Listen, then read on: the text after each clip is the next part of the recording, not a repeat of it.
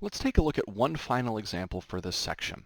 And these are sometimes the most complicated sorts of questions that we can really see where we have to use Newton's method. Take a look at what example number 4 is going to ask. I want to use Newton's method to ultimately determine what the sixth root of 2 is, but I want it correct to 6 decimal places.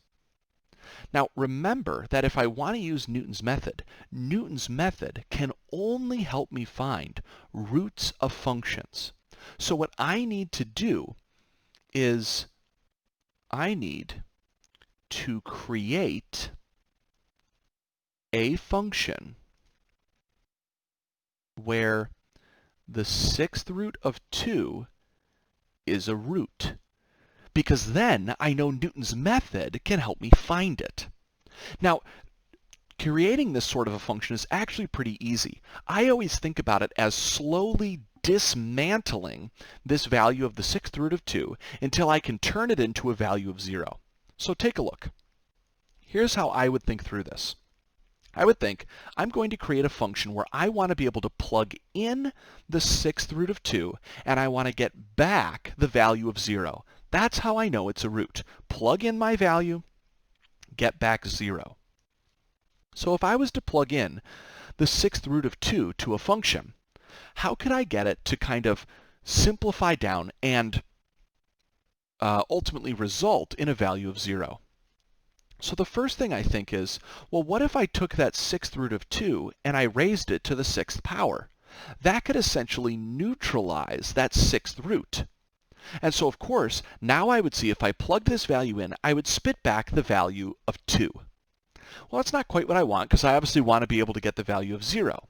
So how about then, after this sixth power neutralizes that sixth root, what if I just said, I'll subtract 2? So, over here on the side, I can quickly note that f of the sixth root of 2 is going to create, let's see, the sixth root of 2 raised to the sixth power minus 2. That's going to be 2 minus 2. That's 0. This function does exactly what I want. And it's important that I do a function like this and not a different function. Sometimes people come up with a function like g of x equals, and they just do something like this. How about x minus the sixth root of 2? Now this also works, but the issue with this function is that it's going to have a really boring derivative. I don't ever really want to pick a linear function here. I always want to avoid linear functions because their derivatives are just going to be constants, and it's not going to allow me to use Newton's method successfully. And you can see a little bit why if we were to quickly again explore what a linear function just looks like. If I want to know where this linear function crosses the x-axis, and I pick an initial value of x1, and I go up and I draw a tangent line at the point on the curve, notice that I'm never going to be able to do anything but just state the exact same value. And so I'll always kind of end up stuck. What we want to make sure that we do is choose something that's nonlinear to generate our function or to make our value here a root. So that's going to be of particular importance for us. So now that we have this, we can then quickly calculate our derivative. This would be 6x to the fifth power. And now all we would need to do is to come up with a starting guess. Now to make a starting guess, you don't have to again try that hard. You just have to think, I wonder what the sixth root of 2 actually is. Well, I'll start here by saying that we need to make an initial guess, and I'll just state some things that we know really quickly. If I was to ask you, what is the sixth root of 1? Your answer would be 1. And I could then probably say, well then I know that the sixth root of 2 is going to be bigger than the sixth root of 1, but probably not that much bigger. So why don't we just pick a value that's a little bit bigger than 1? Now, I have no idea what I should pick here. There's not a right or a wrong initial choice, but maybe let's say I pick the value of 1.2. How about we let x1 be equal to 1.2, right? That's my starting guess. So I'll go ahead and start using my calculator to go ahead and try to find these new approximations. Let's again see how this would work. So I'll go to my calculator, I'll type in the value of 1.2, and I'll store it as the value of a. With this value in, I'll now do a minus, and I'll get ready to set up a fraction. On the top of this fraction, I need to do a to the 6th power minus 2. Notice this is my function formula with a plugged in. And I'm going to divide by my derivative formula, which is 6 times a to the power of 5. Notice it is important I put both the numerator and the denominator in parentheses so I don't accidentally screw something up.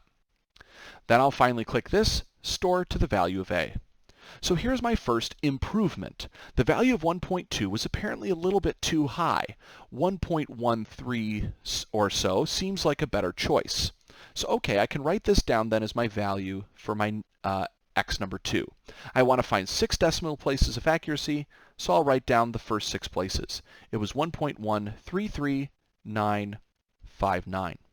I can do the same thing by hitting enter again and getting to x number 3. So I hit enter, and now I'm down to 1.1227949. Or if I round it up here, I could see 50. So I'll go back and I'll write this down. I have 1.122750. So this is what I have. And again, I can start to see how I'm kind of locking in different values along the way. So far, I feel pretty confident in about 1.1. All right, so we're just going to keep going here.